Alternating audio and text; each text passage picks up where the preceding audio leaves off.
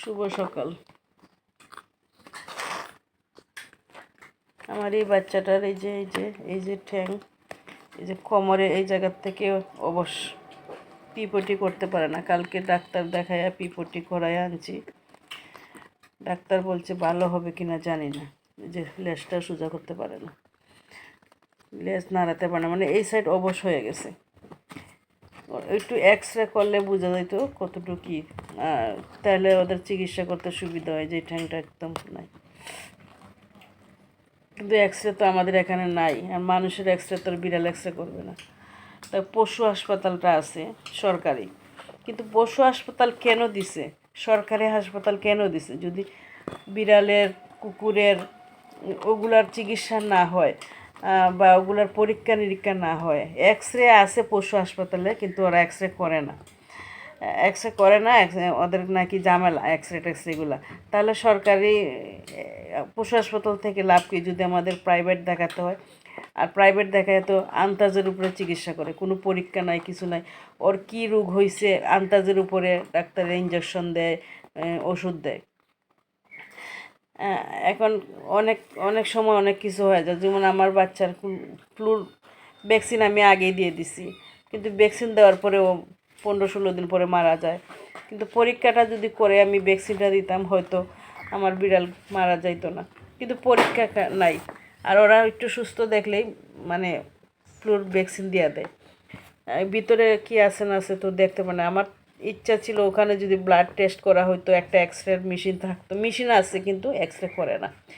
তো যত আমার পশুপ্রেমী, বিড়াল প্রেমীরা আছেন, ওরা একটু জাগেন, একটু আন্দোলন করেন আপনারা পশু হাসপাতালের উপর। কেন ওখানে চিকিৎসা হয় না? আমাদের কেন প্রাইভেট দেখাতে হয়? প্রাইভেট দেখালে কি, ডাক্তার আন্দাজের উপর ওষুধ দেওয়া দেয়, কোনো পরীক্ষা না, কিছু না।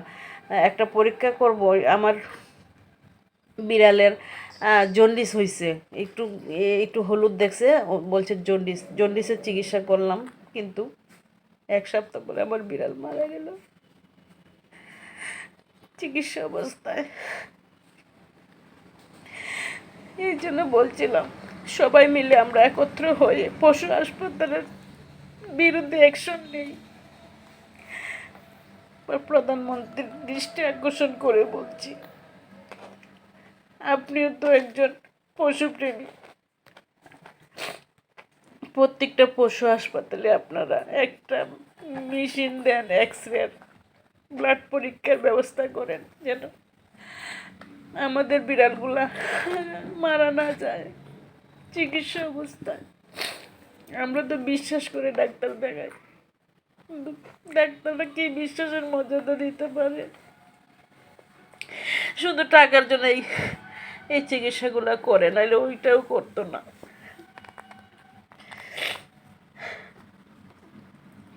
মানুষ পারে না এমন কোনো জিনিস নাই, অনেক কিছু পারে। আন্দোলন করে মন্ত্রী মিনিস্টারকে নামাইতে পারে, তাহলে আমরা কেন একটা পশু হাসপাতালের বিরুদ্ধে যাইতে পারি না? সবাই জাগুন, যদি একমত হন তাহলে আমার কমেন্ট করে জানাবেন। সবাই পশু হাসপাতালের সামনে গিয়ে মানববন্ধন করি।